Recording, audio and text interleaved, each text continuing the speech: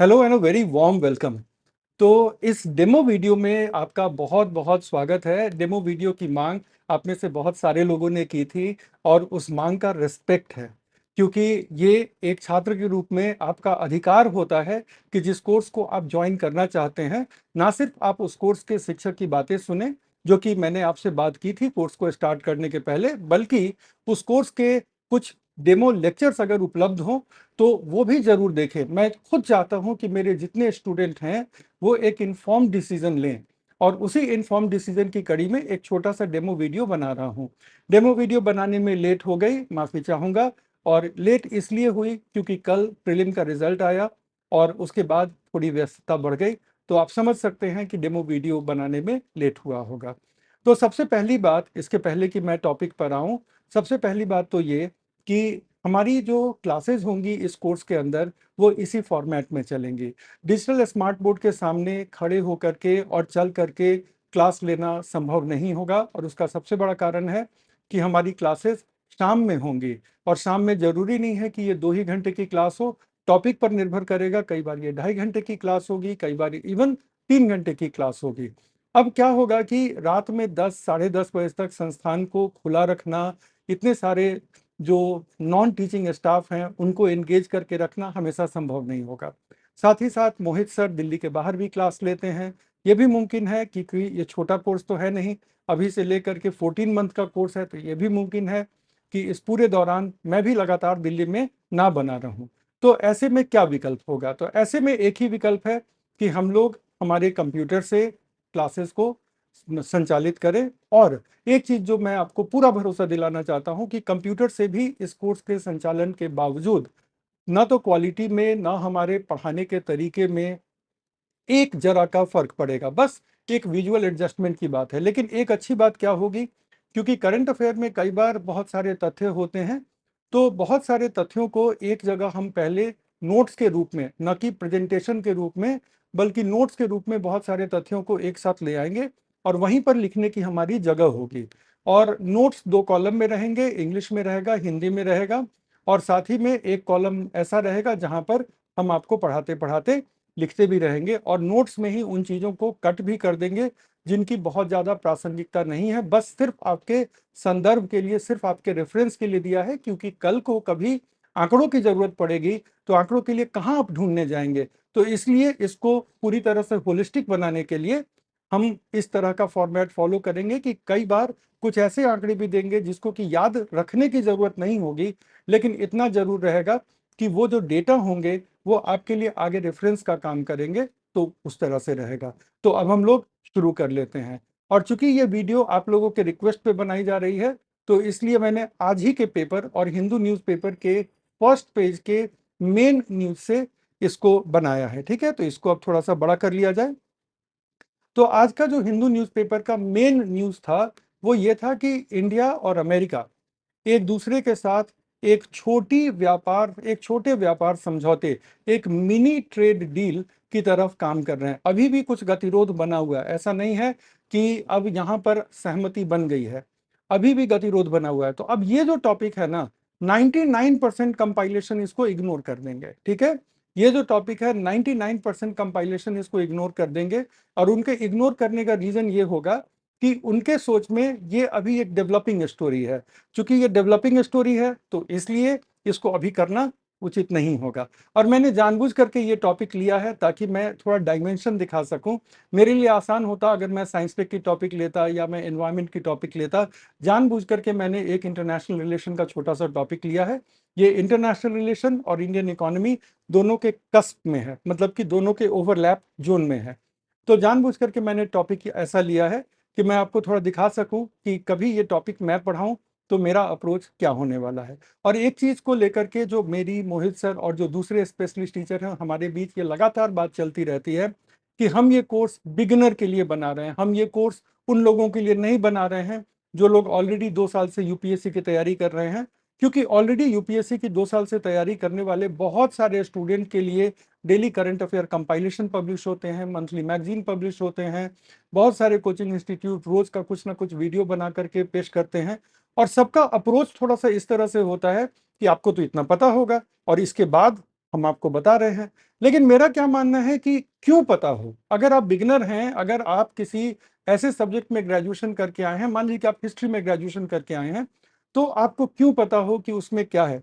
आपकी ये ज़रूरत नहीं है कि आप ये सब पहले से ही पढ़ करके और तब कोचिंग के लिए आएँ। कोचिंग का काम होता है कि आप जहाँ पर हैं, वहाँ से आपको बिल्ड किया जाए यूपीएससी के लिए। तो ये कोर्स बिगिनर के लिए है, लेकिन ये बिगिनर को एडवांस बनाने के लिए, सिर्फ बिगिनर को बिगिनर पे रखने के लिए नहीं है, ये बिगिनर को एडवांस बनाने के लिए। तो हम लोग मान के चलेंगे कि आपको नहीं आता है, कई बार वो चीज़ें आती रहेंगी तो ठीक है, हम लोग उसको रिवाइज कर लेंगे। लेकिन हमारा अप्रोच ये रहेगा कि हम मान करके चलें कि आपको नहीं आता है और वहाँ से पढ़ाना हम शुरू करें, चाहे मैं होऊंगा या मोहित सर होंगे, क्योंकि वीक में सबसे ज़्यादा मेरी और मोहित सर की ही क्लासेस होंगी। कम से कम एक क्लास तो मेरी होगी, प्लस कुछ ओपिनियन वाली क्लासेस भी मैं लूँगा, और मोहित सर की कम से कम 2 क्लासेस तो हर वीक रहेगी ही रहेगी।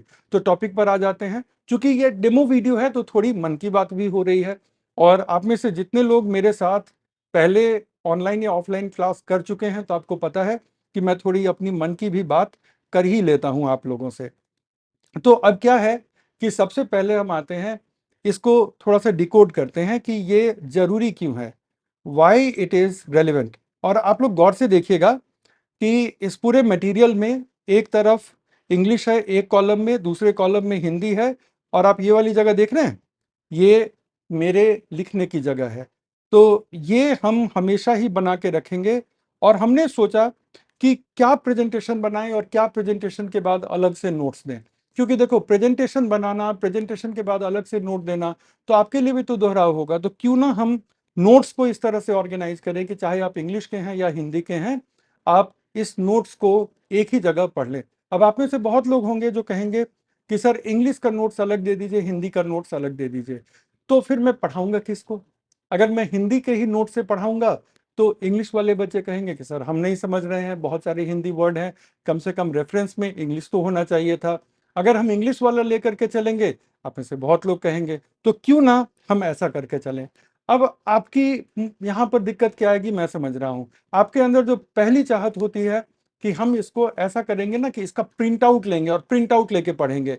मैं कह रहा हूं कि प्रिंट आउट लेकर के क्यों पढ़ना, ये सारा नोट आपके लिए डाउनलोडेबल है। आप डाउनलोड करके एक जगह इसको इकट्ठा करते रहें, और वहीं पर मैं तो सब कुछ जो भी पढ़ाऊंगा उसको अंडरलाइन ही कर दूंगा। तो आपको तो अंडरलाइन भी नहीं करना है, तो वहीं पर आप वहीं से पढ़ें ना। अंततः जो है सो कोई चीज प्रिंट आउट में रहे या कोई चीज डिजिटल पीडीएफ में रहे, ठीक है, अंततः जाना तो आपके दिमाग में है। तो क्यों ना वहीं से पढ़ लिया जाए, क्यों ना जब जरूरत हो तो दोबारा लेक्चर को देख लिया जाए। अच्छा हाँ, यहाँ पे एक सवाल जो बहुत सारे लोग हमारी टीम के मेंबर से पूछ रहे हैं, और वो सवाल ये है कि वीडियो को वैलिडिटी के दौरान कितनी बार देखा जा सकता है। तो सीधी सी बात है, जितनी बार आपको देखने की जरूरत है उतनी बार जाकर के देखिए। आपके वॉच टाइम पर कोई रेस्ट्रिक्शन नहीं है, बस कोर्स की वैलिडिटी जो है वो 6 सितंबर 2026 तक है।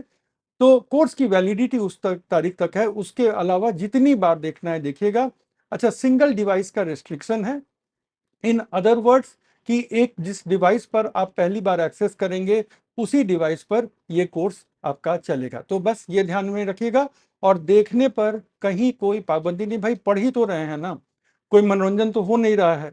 मनोरंजन के लिए तो इससे बहुत ज्यादा चीजें पड़ी हुई हैं यूट्यूब पे। अगर ये वीडियो देख रहे हैं तो बट ऑब्वियस है कि पढ़ने के लिए देख रहे हैं, तो उस पर हम क्यों पाबंदी लगाएं कि आप 2 बार ही देखेंगे, 1 बार ही देखेंगे। आप देखिए ना 10 बार। लेकिन हाँ, अपना टाइम मैनेजमेंट करते हुए देखिएगा, और पढ़ाने के वक्त हमारी कोशिश होगी कि हम आपको सब कुछ इतने अच्छे तरीके से एक ही बार में समझा दें कि क्लास में बैठ कर के ही चीजें समझ में आ जाएं। तो चलो अब हम स्टार्ट कर लेते हैं। तो सबसे पहली बात क्या है, ये कहता क्या है कि इंडिया और अमेरिका जो हैं एक लिमिटेड ट्रेड डील के करीब बढ़ रहे हैं। इंच क्लोजर का मतलब होता है करीब बढ़ना, ये एक बहुत अच्छा वर्ड है। और चूंकि आप लोगों को कंपलसरी इंग्लिश भी देना है, तो इस तरह के जो कुछ वर्ड हैं उनको अपने वोकेबलरी में बिल्ड कीजिए। कंपलसरी इंग्लिश के बिना तो मेंस ही नहीं क्लियर होगा, है ना। तो इंच क्लोजर का मतलब होगा करीब बढ़ना, और किस चीज को लेकर के, लिमिटेड ट्रेड अग्रीमेंट, मतलब कि एक लिमिटेड ट्रेड अग्रीमेंट की तरफ हम बढ़ रहे हैं। तो यहाँ पर हम ये टॉपिक को करें क्यों, सबसे पहला तो क्या है कि ये इंडिया और अमेरिका के बाइलैटरल रिलेशन, मतलब कि इनके द्विपक्षीय संबंधों का एक भाग है, ठीक है।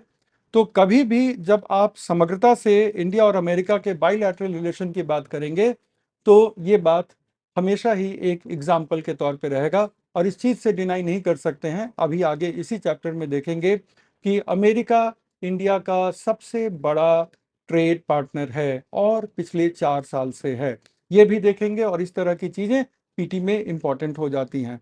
तो मेंस में इंडिया और अमेरिका के बाइलैटरल ट्रेड रिलेशन का ये एक हिस्सा है।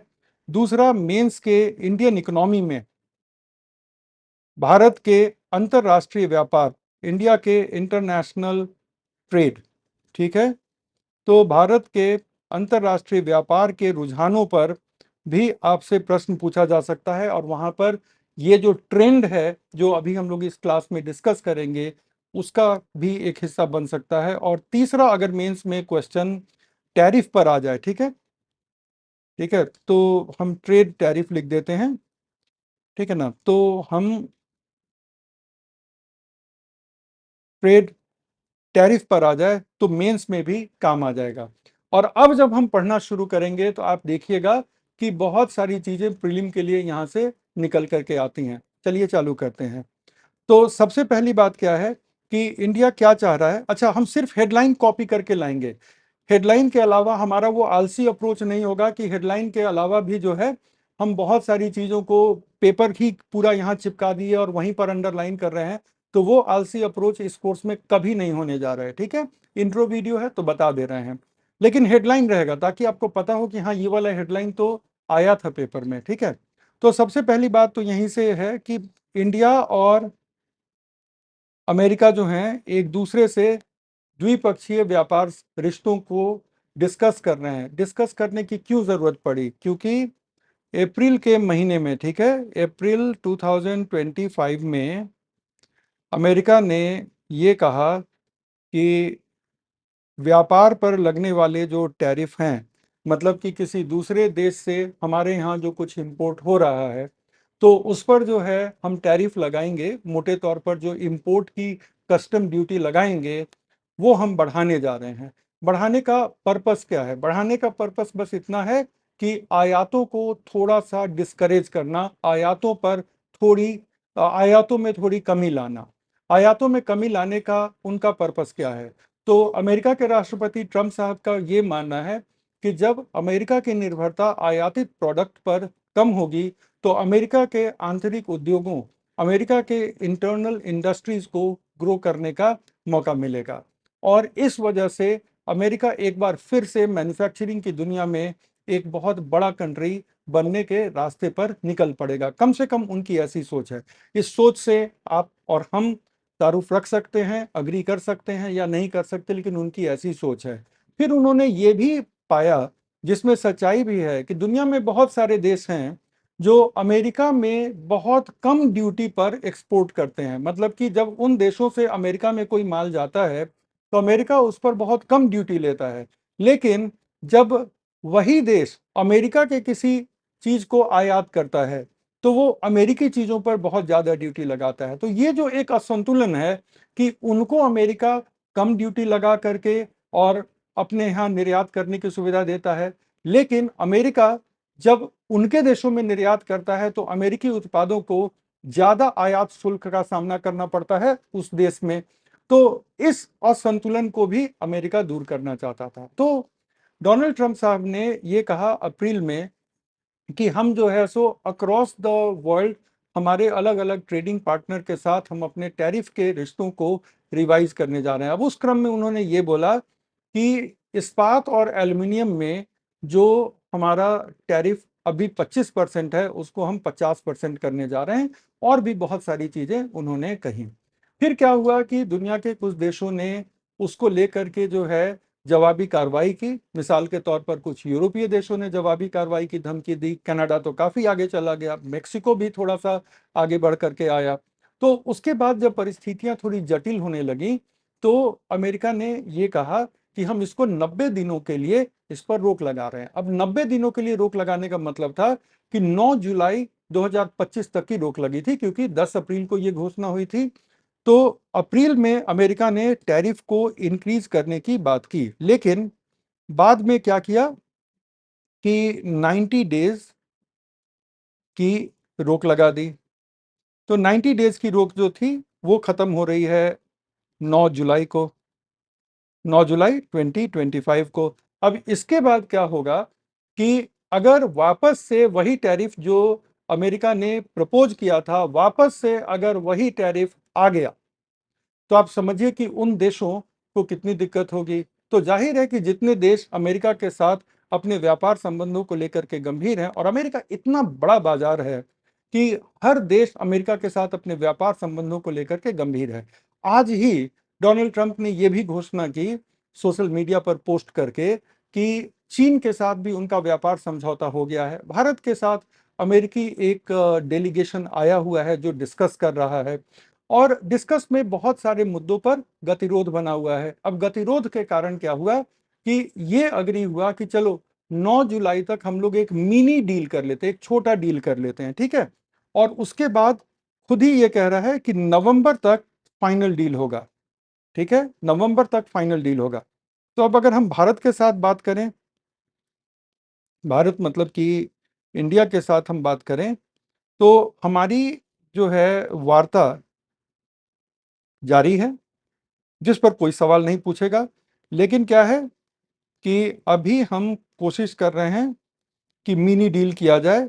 By which date? By 9 July 2025 एक मिनी डील किया जाए। मिनी डील क्यों किया जाए?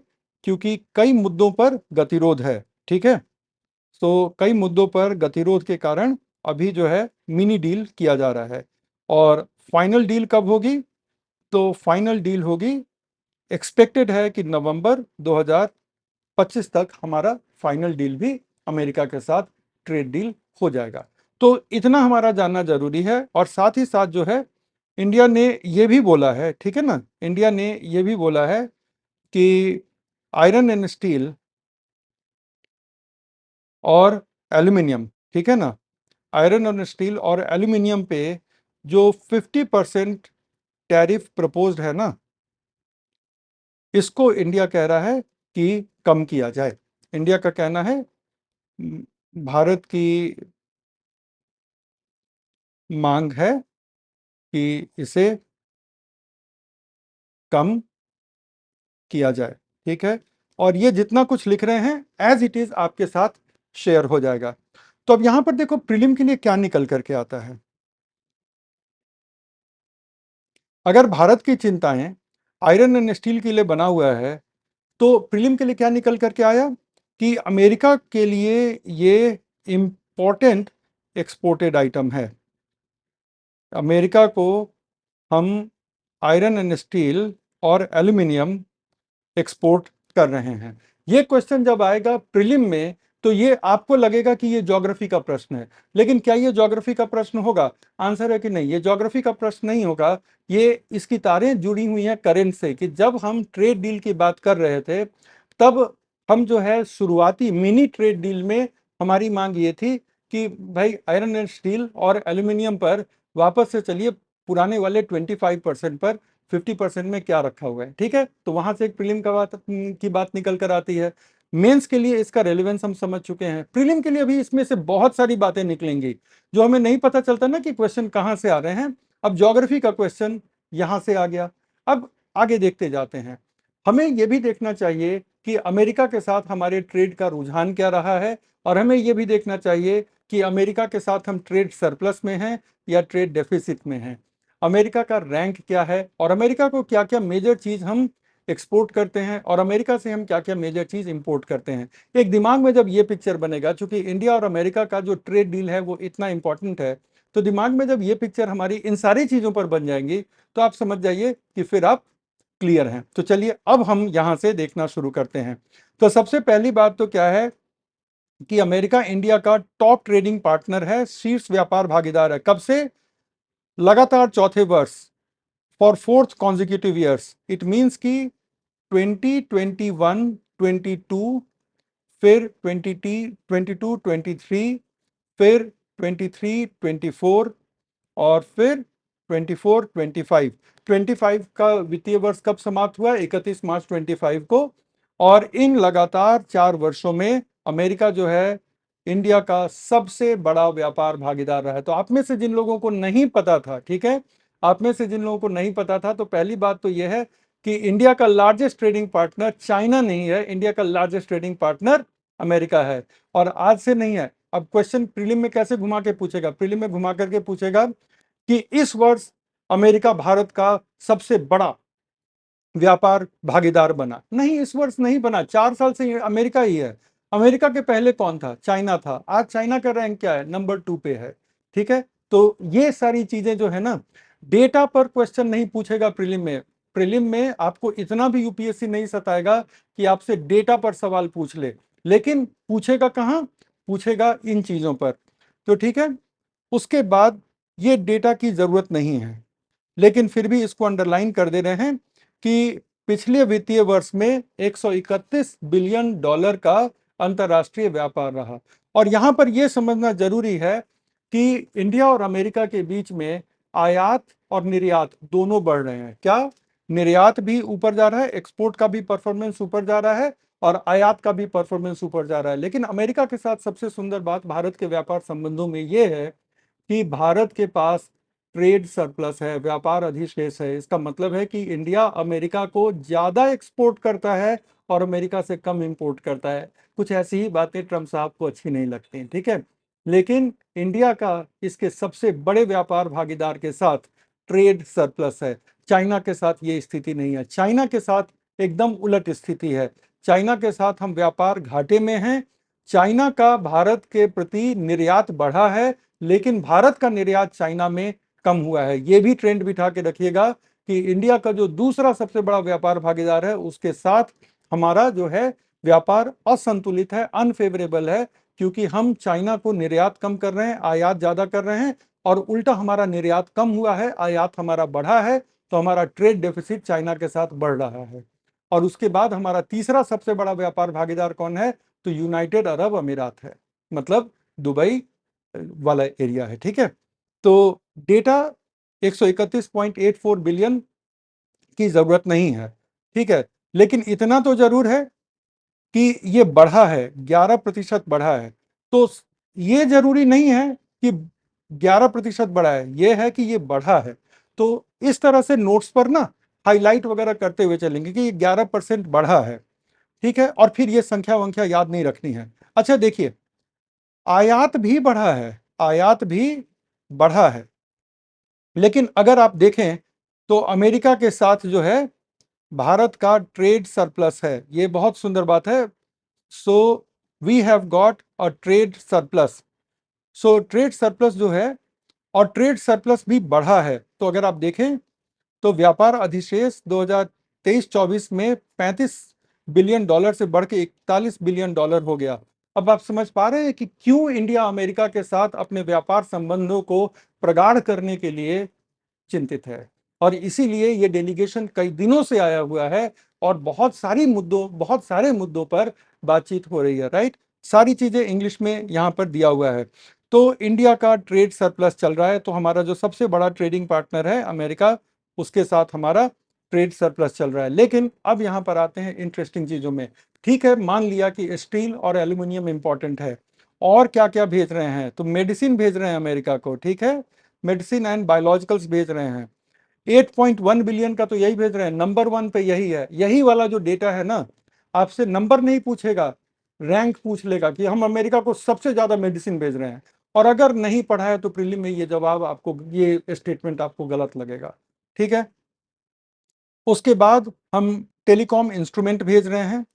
उसके बाद प्रेशियस सेमी प्रेशियस स्टोन भेज रहे हैं, जवाहरात वगैरह भेज रहे हैं, पेट्रोलियम उत्पाद भेज रहे हैं, फिर गोल्ड एंड प्रेशियस मेटल भेज रहे हैं, और ठीक है, और ये कम होने वाले क्रम में जा रहा है। फिर कॉटन के रेडीमेड गारमेंट भेज रहे हैं, आयरन एंड स्टील भेज रहे हैं। एल्यूमिनियम इससे भी नीचे है, लेकिन फिर भी आयरन एंड स्टील का मामला 2.7 बिलियन डॉलर का है, मतलब कि मोटे मोटे तौर पर देखें तो 20,000 करोड़ रुपए का मामला है। और एल्यूमिनियम का भी है। तो इसके लिए हम चाह रहे हैं कि भाई 50% मत कीजिए, नहीं तो अमेरिका में हमारा आयरन स्टील और एल्यूमिनियम कौन खरीदेगा, ठीक है। और अमेरिका हमें क्या क्या निर्यात करता है, ये भी थोड़ा सा पता होना चाहिए। तो अमेरिका जो हमें निर्यात कर रहा है ना सबसे ज्यादा, वो क्रूड ऑयल कर रहा है, ठीक है। तो हम लोग क्रूड ऑयल की जब सोचते हैं, तो क्या आप सोचते हैं कि अमेरिका का सबसे बड़ा निर्यात भारत के लिए क्रूड ऑयल होगा?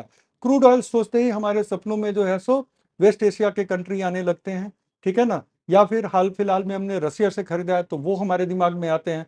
लेकिन अमेरिका भी जो भारत को निर्यात करता है, हालांकि क्रूड ऑयल में अमेरिका का रैंक नीचे है, लेकिन अमेरिका भी जो भारत को निर्यात करता है उसमें सबसे बड़ा योगदान किसका है? क्रूड ऑयल का है, और उसके बाद पेट्रोलियम प्रोडक्ट का है। और एग्जैक्टली सेम थिंग इधर साइड में इंग्लिश में चल रही है। फिर क्या आप यकीन करेंगे कि इंडिया अमेरिका से कोल भी खरीदता है? और यही सारी चीजें समझाने की जरूरत है, जिसके लिए कोर्स बनाया है, ठीक है? और उसके बाद इंडिया जो है अनकट डायमंड भेजता है और अमेरिका कट डायमंड इंडिया में भेजता है। सोचो कितना इंटरेस्टिंग है। अब हम लोग जेम्स ज्वेलरी डायमंड सोचते हैं, लेकिन अगर प्रीलिम में यही बात पूछ दे कि polish diamond finish diamond America से इंडिया आता है, और जिन बिगिनर को नहीं पता है, ये कोर्स ही बिगिनर के लिए बना है, जिन बिगिनर को नहीं पता है वो उलझ जाएंगे ऐसे सवालों में, ठीक है? तो और बाद में हम कहेंगे कि नहीं नहीं ये रैंडम है, दिस एंड दैट है। कोई रैंडम वैंडम नहीं होता है, हर चीज के पीछे डिजाइन होती है। यूपीएससी आपसे एक aware officer like quality expect करता है, ठीक है? और उसके अलावा एयरक्राफ्ट स्पेसक्राफ्ट के पार्ट भी अमेरिका एक्सपोर्ट करता है, अमेरिका से गोल्ड भी एक्सपोर्ट हो रहा है। तो ठीक है, द्विपक्षीय व्यापार को बढ़ाने के लिए हम व्यापार समझौते पर भी काम कर रहे हैं, और जैसे ही ये डील होगा नवंबर में, तो उसको जाहिर है कि हम अपनी क्लास में काफ़ी डिटेल में मेंस के लिए सारे डायमेंशन को टच करते हुए करेंगे, ठीक है? और हम लोग ये चाह रहे हैं, जो इंडिया का टारगेट है वो ये है कि 2030 तक 500 बिलियन तक ले जाना है। आज हम कहां पर हैं? 150 बिलियन से कम पर हैं, लेकिन हम 2030 तक 5 साल में हम 500 बिलियन ले जाना चाहते हैं। और जाहिर है कि उसके लिए हमें मेहनत करनी पड़ेगी, अमेरिका के साथ निगोशिएट करके, और चीज़ों को जो है लाइन पर लाना पड़ेगा। अगर अमेरिका ड्यूटी की इसी पॉलिसी के साथ लगा रहा, तो फिर भारत की बात बनेगी नहीं। अंडरस्टूड? अब चलते हैं, हमारा दूसरा सबसे बड़ा जो चाइना है ना, India China trade relation. So China is India's second largest, okay, trade partner. तो चाइना इंडिया का सेकेंड लार्जेस्ट ट्रेड पार्टनर है, और यहाँ पर हम क्या चल रहे हैं? डेफिसिट में चल रहे हैं। डेफिसिट का मतलब क्या है? डेफिसिट का मतलब है व्यापार घाटा, ठीक है? और जब आप कोर्स करिएगा ना, तो मेरे साथ ज़्यादा नोट्स बनाने की ज़रूरत नहीं पड़ेगी, क्योंकि इसी फॉर्म में अंडरलाइन करके, हाईलाइट करके, सब करके तब एक्सपोर्ट करके आपको देंगे। इतना थोड़ी ना लिख पाइएगा। और अगर मान लो कि इतना मैं कोई रेफरेंस लेकर आता, जैसे इस कागज़ पे कोई रेफरेंस लेकर आता, और इतना मैं हाथ से लिख रहा होता, तो आप सोचो ना, एक टॉपिक करने में 2 घंटा लगता, तो पूरे साल का करंट अफेयर हम कब करेंगे, है ना? तो चाइना जो है सेकेंड लार्जेस्ट है। डेफिसिट, यहाँ पर व्यापार घाटा है, और ये डेफिसिट जो है बढ़ रहा है। और हमने ये भी सीखा है कि 2021 2022 के पूर्व, के पहले, ये हमारा क्या था? नंबर वन ट्रेडिंग पार्टनर था, हमारा नंबर वन व्यापार भागीदार था। अंडरस्टूड? तो ये है। तो जो चाइना है वो अमेरिका के द्विपक्षीय व्यापार से बहुत पीछे है नहीं। एक बार हम लोग जल्दी से वापस जाते हैं, और हम फिर से उस नंबर को देखते हैं, ठीक है ना? अब यहाँ पे देखिए आप, हमारा क्या है? 131 बिलियन है, ठीक है? और अब चाइना के साथ देखिए, चाइना के साथ हम कहां पर हैं? 131 बिलियन के ठीक पीछे बस 4 बिलियन, ठीक है? बस 4 बिलियन, 32,000 करोड़ रुपए का फर्क है। 32,000 या 33-34 हजार रुपयों का फर्क है, करोड़ रुपयों का फर्क है। तो बस 4 बिलियन डॉलर पीछे है। लेकिन इंडिया के लिए अगर आप देखिए यहाँ पर, ठीक है, तो आप यहाँ पर ये पाएंगे कि इंडिया का एक्सपोर्ट कम हुआ है और इंडिया का इंपोर्ट बढ़ा है। तो ये बहुत अच्छा सिचुएशन नहीं है। तो अगर आप देखें तो निर्यात जो है घटा है, देख रहे हो? 16 बिलियन का था, 14 बिलियन पर आ गया। और आयात जो है, आयात हमारा बढ़ गया है, ठीक है, 101 बिलियन से 113 बिलियन हो गया। तो निर्यात घट गया, आयात बढ़ गया। तो हमारा व्यापार घाटा जो है वो भी 17% बढ़ गया। यूपीएससी परसेंटेज नहीं पूछने जा रही, लेकिन ये जरूर पूछ लेगा कि हाल के वर्षों में चीन को भारत के द्वारा किया गया निर्यात घटा है। और अगर तैयारी नहीं हुई तो हमें लगा कि नहीं नहीं, इंडिया का इंडस्ट्री तो अच्छा काम कर रहा है, निर्यात तो बढ़ा ही होगा। लेकिन यही गलती तो नहीं करनी है पढ़ करके, ठीक है। तो ये घाटा जो है 85 बिलियन का होता था, अब 99 बिलियन का हो गया। तो यहां तक जो चीजें हैं ना, वो इंडिया और चाइना और इंडिया और अमेरिका, ठीक है, यहां तक जो चीजें हैं, अब इनका बहुत अच्छा तुलनात्मक अध्ययन हो गया। नंबर 3 पे यूनाइटेड अरब एमिरेट्स है, नंबर 3 पे वो है। तो उसकी भी बात होगी, भारत कैसे अपने द्विपक्षीय व्यापार के रिश्तों में संतुलन कैसे बनाए, वो भी एनालिसिस होगी जब उसका प्रसंग आएगा। फिलहाल मैं बाकी स्लाइड्स के थ्रू नहीं जा रहा हूं, इतने ही से आपको दो चीजें पता चल गई होंगी कि पढ़ने का अप्रोच क्या होगा, नोट्स कैसा रहेगा, मेरे समझाने का तरीका क्या रहेगा, और इसी तरीके को पहले दिन से लेकर के आखिरी दिन तक चलेंगे। और ये वाला जो नोट है, इसमें अभी और भी पेजेस हैं, लेकिन चूंकि हम बस आपको दिखाना चाह रहे थे कि देखिए हमारा अप्रोच ये रहेगा, नोट्स ये रहेगा, साइड में जगह रहेगी टीचर को लिखने की, तो बस दिखाना चाह रहे थे। तो मुझे लगता है कि आपका ये वाला जो पर्पस है ये कंप्लीट हो गया है। इसको थोड़ी जल्दी भी पोस्ट करना है, इसलिए इसको यहीं पर विराम देते हैं। और कहीं कोई ज्वाइन करने में दिक्कत हो तो हमारी टीम के साथ आप व्हाट्सएप पर संपर्क में आए और वो लोग आपको जरूर हेल्प करेंगे। तो बस इतना ही, धन्यवाद, जय हिंद।